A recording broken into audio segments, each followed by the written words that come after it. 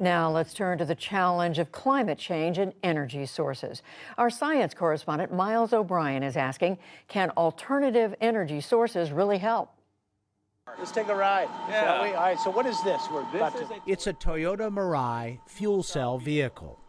Mirai means future in Japanese. Jack Brower is director of the National Fuel Cell Research Center at the University of California, Irvine. He is convinced a future that runs on hydrogen, like this car, is finally around the corner. How's the performance? It's nice. You could actually design a fuel cell engine that could be just as fast as any battery engine. A fuel cell generates electricity by relying on the natural attraction between hydrogen and oxygen molecules. Inside the cell, a membrane allows positive hydrogen particles to pass through to oxygen supplied from ambient air. The negative particles are split off and sent on a detour, creating a flow of electrons, electricity to power the motor. After their work is done, all those particles reunite to make water, which is the only tailpipe emission on these vehicles. The main thing that is a benefit from the fuel cell engine is you can go farther, and then of course hydrogen's light, so you can put a lot of hydrogen on board a vehicle and have it carry its full payload. Up until now, fuel cells have had a bumpy, sporadic ride.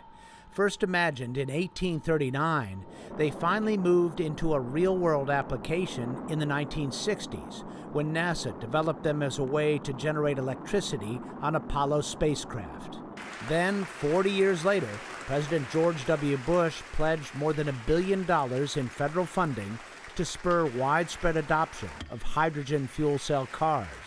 With a new national commitment, our scientists and engineers will overcome obstacles to taking these cars from laboratory to showroom, so that the first car driven by a child born today could be powered by hydrogen and pollution-free. But when people looked under the hood, they were less impressed with the idea. After all, most hydrogen is produced with methane, so there really was nothing climate-friendly about hydrogen. You could probably say it was a little bit of greenwashing.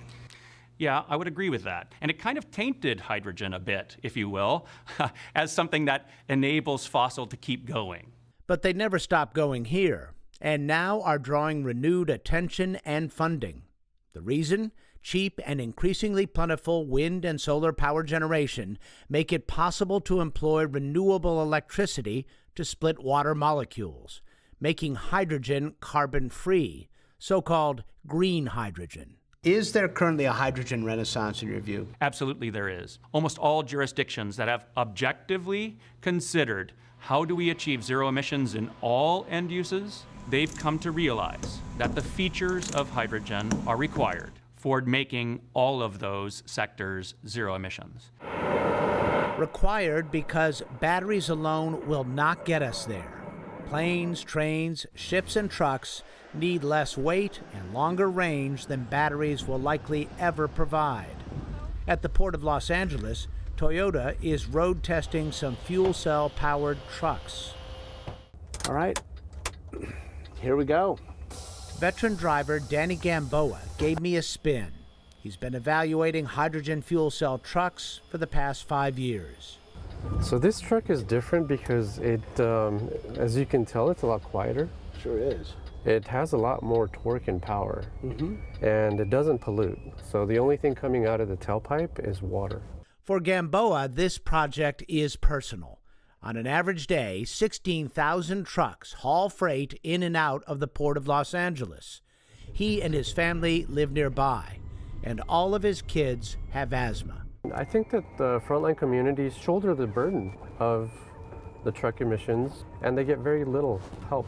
If I can do whatever I can do to push that needle, I'm going to do it. Toyota made its first big bet on hydrogen vehicles 30 years ago. So in this room, this is a fuel cell garage, and what we do here is really take a look at the vehicle at a very kind of deep level. Craig Scott is general manager of Toyota's Fuel Cell Solutions Group based in Gardena, California. The good news really for both hydrogen and batteries is the technology exists. This is not a fundamentals of physics problem. This is an engineering exercise and development of resources and bringing scale to this. Right?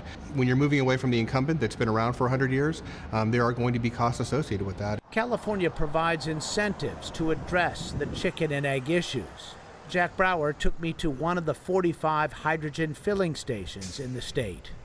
Hydrogen is energy dense, but also the lightest element on the periodic table, so it must be highly compressed or liquefied to be distributed.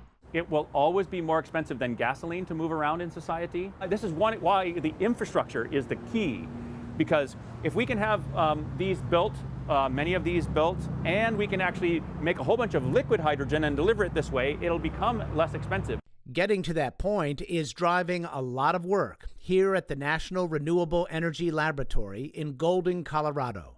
The bipartisan infrastructure bill includes $9.5 billion in federal funding for hydrogen technology development.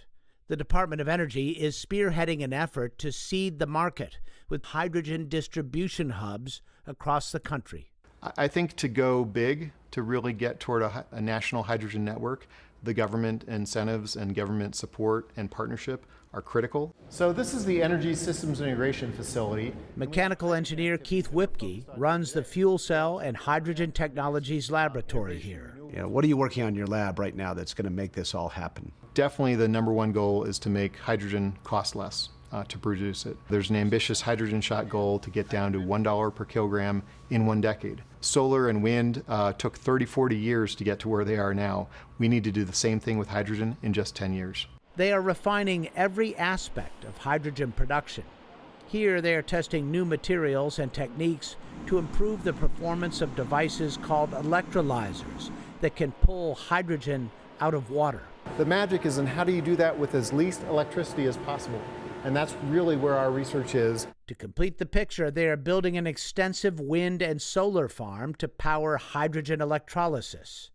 The hydrogen can be used for grid-level energy storage, providing power when the wind is not blowing and the sun is not shining. So hydrogen can enable an all-renewable grid, potentially. Absolutely. Hydrogen can enable a huge penetration of renewables onto the grid and not need those baseload power plants that are typically using combustion today. Hydrogen is once again seeing a moment in the sun, and this time the technology and the urgency may spark a more positive reaction. For the PBS NewsHour, I'm Miles O'Brien at the Port of Los Angeles.